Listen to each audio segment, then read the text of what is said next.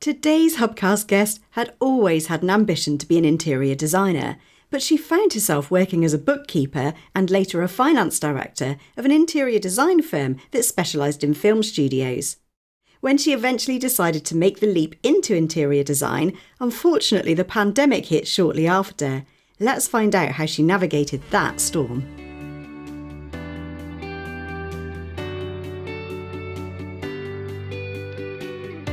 Welcome to the Hubcast, brought to you by the Interior Designers Hub, where we help and support interior designers to get trained, get into the industry, and to grow wildly successful businesses.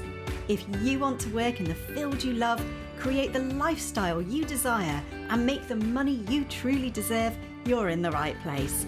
I'm your host, Kate Hatherell. Let's get into it.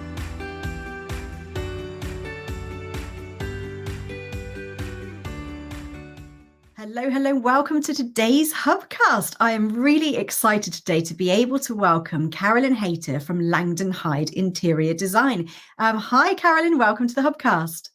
Hi, Kate. How are you?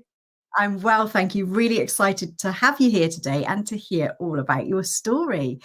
So can you tell me a little bit about your business, what you do now, where you're located, what sort of interior design do you do? Okay, so I am located in a little village called Ottershaw, which is in Surrey. I work from my studio at home, which you can see around me, and I'm very much geared towards the local residential market. Amazing. And do you have a particular design style or do you cover all sorts of different things? I like to think that I design for my clients. So despite what my style is, I like to take on board what makes them happy, what their style is. Excellent. And how long have you been in the interior design industry? So I've worked independently since 2021. That's when I launched my business.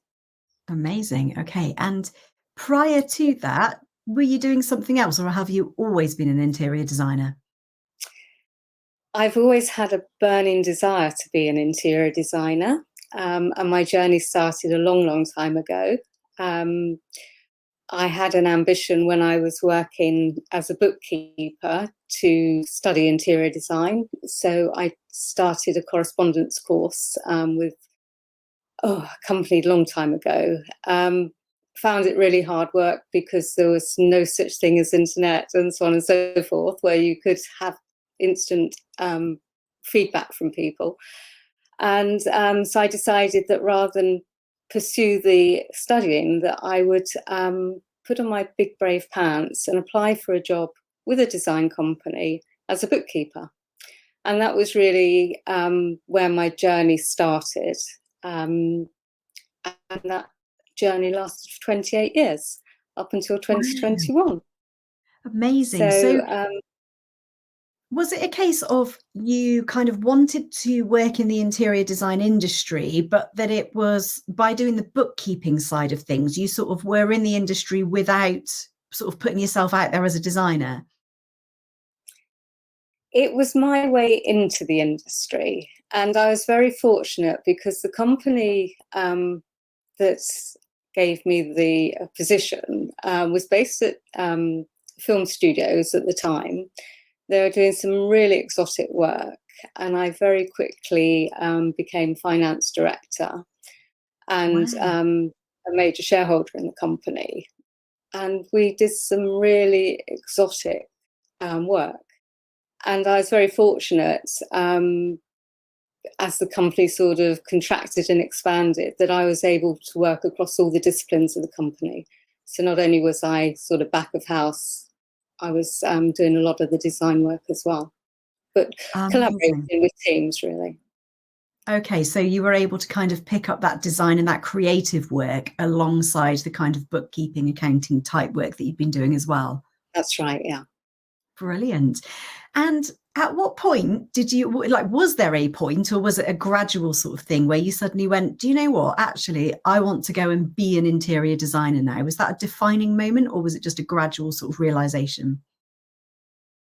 I knew that I wanted to work in residential. A lot of the work we were doing was very technical, very complicated, and I was only ever a small part of it.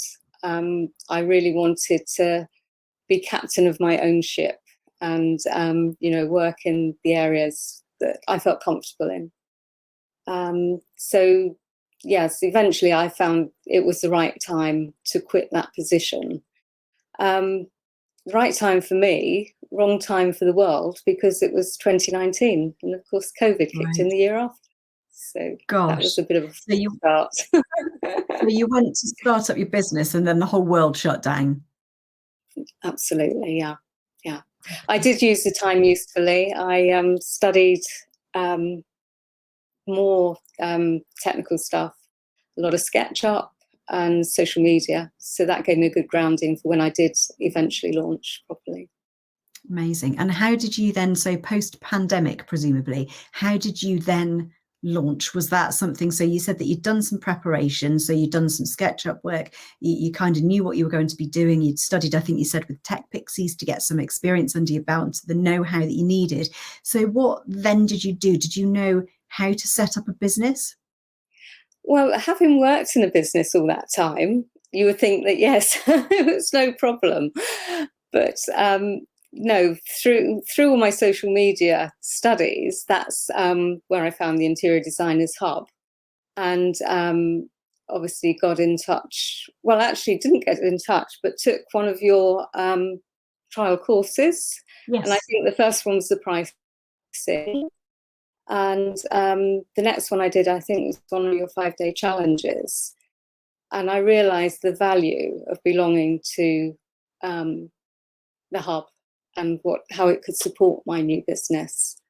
So yeah, that was really the turning point from really just sort of putting myself out on social media to actually forming a proper business and having a direction and knowing what to do for myself. Okay. So those kind of practical steps and what you do first and what you do next. Yes, absolutely. Yeah. Okay. Yeah. Awesome. And so once you had got to that point and you were out there and you'd sort of, put your business on social media and you're beginning to talk about what you're doing, how did you find those first few clients? Was that something that was easy for you or something that took a bit of work? It takes work. It's all right getting the first couple of clients. I think, when you're new and people that you socialize with, they want to support you. And I think initially it's not that difficult, but I think sustaining it is what's more difficult. I've been fortunate that I've got clients that have got long-term projects, so they keep me busy. But actually finding new clients isn't so simple. I'm still trying to work that one out. Okay, well, I mean, and it's a work in progress, isn't it? And the more that we do these things, the more that we know. And it's great that you've got, those clients that have got the longer term projects, which is keeping, that work going whilst you're also kind of filling up your pipeline of new work as well. Were there any kind of particular fears or worries that you had making the transition from your old career into this new one? Yeah, I think we all have fears and worries. One of the things which I didn't mention earlier, but having joined the hub, I've decided to launch into studying for another diploma, having achieved one sort of 20 years beforehand. I realised how much the world had moved on, and also how much emphasis in the hub's diploma was aimed towards getting to know your clients and actually working with people. The previous studies that I've done was very much towards the technical side rather than the people side. So that has helped in that It's a respect.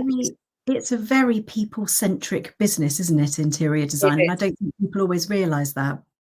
I think we can all design. I think we can all produce beautiful designs, but producing a design for somebody else that they like is the more tricky part of it.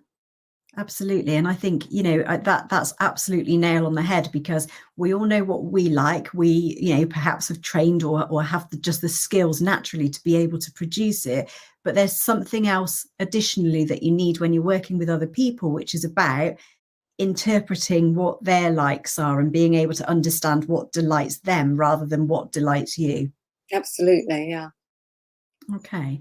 And so some of those fears and worries about making the transition, as you said, so you were worried about perhaps skills not being up to date, but about how it's very people centric rather than just about technical things. Were there any kind of, mindset things that held you back at all? We quite often speak to people who are anxious about doing it or feel that they're an imposter or compare themselves to other people. What was your kind of journey like? Well, I think the journey continues, Kate. I think it's quite hard to answer that question. Um, I've recently joined a business networking group to generate more business. And again, it's a big step. You're putting yourself out there and saying, give me work. And you want work, but you never know what's going to turn up. And it's you have to do the work to become confident in the work. And it just, so it goes on. Do you think that there is, a big difference between when you're working for somebody else or you're in that environment where it's kind of structured and you're not having to go out there and get work, and then all of a sudden when you run your own business you're responsible for bringing that work in? Do you think that's a big shift from one to the other? It's a huge shift, and it really made me realise what was going on behind the scenes when I was employed, because to a degree you take that for granted. And yes, it's huge to be responsible for generating your own income. Yeah, absolutely. And so what sorts of things, you'd mentioned about kind of doing some social media training, what sorts of things have helped you to, yes, get out there, get your name known? What sorts of things have you done or find helpful? Um, well, definitely. Well, there's that old adage, isn't it? It's not what you know, it's who you know. And again, this has been a big shift for me, because it was easy for me to be in the background in my previous environment, whereas now I'm having to push myself forward. In some ways, it's not a hardship because I love meeting people, but you do have to balance that with actually getting some work done. So there's a lot of, you have to be open to people, to be willing to spend time with them, get to know them. I firmly believe that's the way you get business. As they say, people buy from people, don't they? And to know, like, and trust them. So that's really important. Absolutely. And it's that age old tension as well between having to do the work of the day job, but also having to put in the time to do the marketing and to build those relationships. And there's always that tension between those two things. Yes, and I suppose ideally one wants to be in a position where one can outsource those things. But again, it's a tricky situation because we all like the creative parts. Why would we want to hand any of that over? Yeah, absolutely. So looking at your journey from that career into what you do now, um, is there anything that you wish that you would have done differently? Like, do you wish that you had done this all of those years ago when you did your first interior design qualification? Or do you feel that the journey that you've been on is kind of the right thing and that you are where you're meant to be now? Looking back, serving a 28-year apprenticeship was probably a really good thing. There's a long apprenticeship. But in a lot of ways, I wish I'd had the courage to do this earlier. Um, the the turning point for me, really, or the deciding point, was that I wanted to spend more time with my family. My partner took retirement when he was quite young, so he's around a while, just waiting for me to sort of spend more time. And I've got elderly mother who I felt needed more of my time.